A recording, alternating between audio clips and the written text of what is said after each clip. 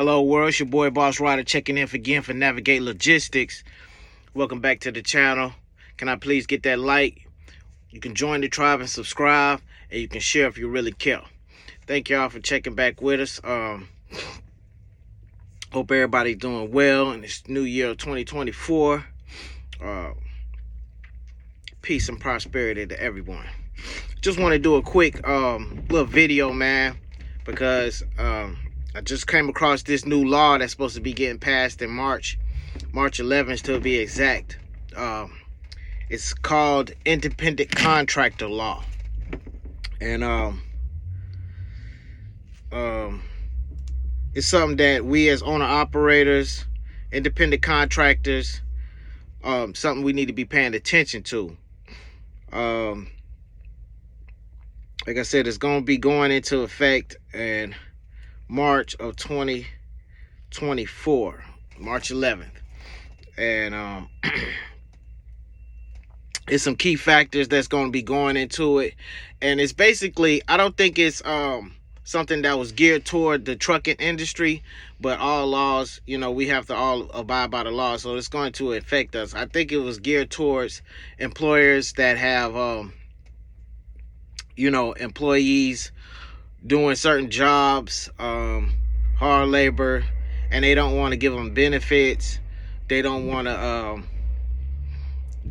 give them benefits and stuff of that nature. So they make them 1099. They make them independent contractors. I think that's what this law was geared towards, but it's going to have an effect on the trucking industry, because you have several people that's leased on independent contractors. They may be driving their employees' equipment, truck and trailer, and they're just listed as an independent contractor.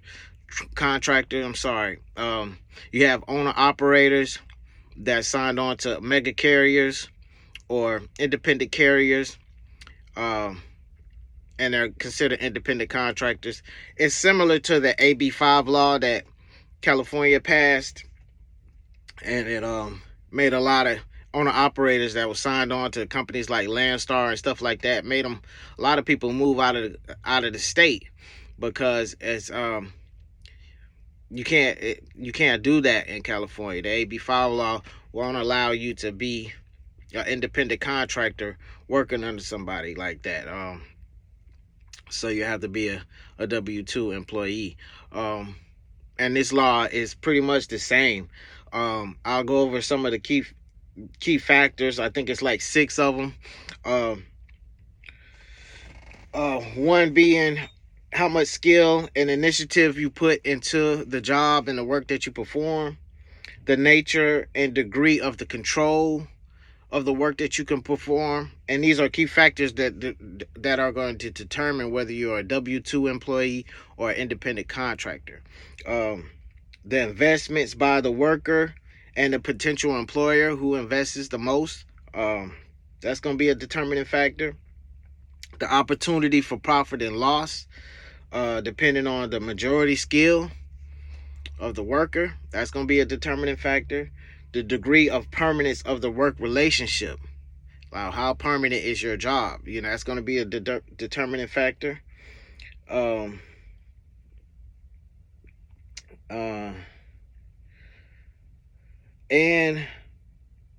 the degree of the work performed, and how integral is it to the employer's business. So that's going to be a determining factor. So like I said, I think it's geared towards most of the employers that have workers doing a very integral part of that business, hard labor or whatever the case may be, but they have them slotted as independent contractors 1099, so they don't have to pay benefits and things of that nature, and it's cheaper for the taxes. So, but it's going to affect the trucking industry, because you got independent contractors in the trucking industry. Like I said, people leased on, driving carriers equipment, but considered independent contractor. Owner operators like myself, I own my truck and trailer. It's bought in my business name, Navigate Logistics, but I am leased on to a bigger carrier. I've done that because it's cheaper on my insurance, it allows me to build some revenue without putting my own DOT number and MC number at jeopardy if something happens out here. Um, Pay down on my equipment was my plan.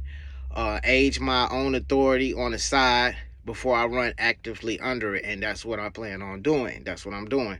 So it's a lot of people out here that's kind of disgust me, man.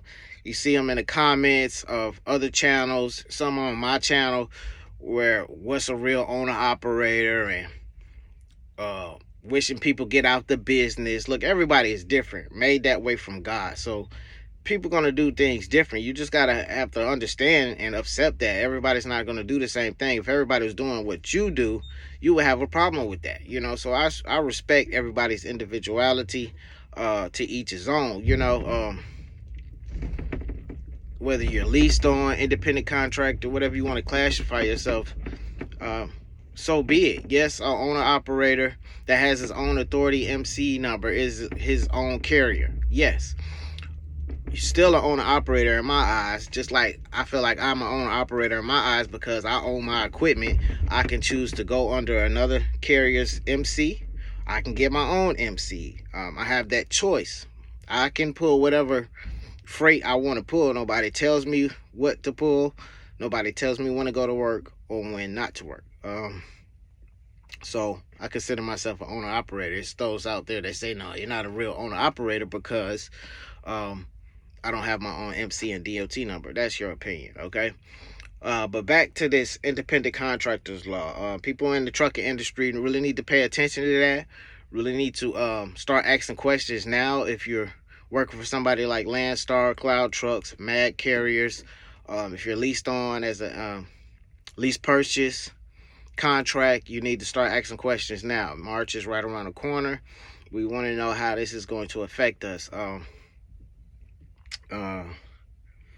So that's what I'm going to be. I'm going to be continuing my research. One of the channels that I study, Trucking Made Successful. That lady, she's very informative. That's where I come across this information. So I have no problem with sharing that. Go check her channel out. Join and subscribe to her channel. She's very informative. She's the one that gave the heads up. And I'm just trying to share that knowledge to best of my opinion with my viewers and my subscribers. So independent contracting law is going to be, you know, very serious. We have over 800,000 owner operators leased on to carriers right now. So once this is passed, it's going to affect that whole percentage, if not more. We got 3-4 million truck drivers in the USA. Little over half of them might be owner operators. So it's going to have the effect on the trucking industry. It's going to have the effect on the freight market. Hopefully things will be in the best interest, but we'll just have to see. Do your due diligence, find out the information that you need to find out and how it's going to affect you and your business. Like I said, I hope everybody's out there being safe, doing the best they can. Thank you for viewing. Thank you for subscribing, and be on the lookout for more information from Navigate Logistics. It's your boy Boss Ryder checking in again. Peace.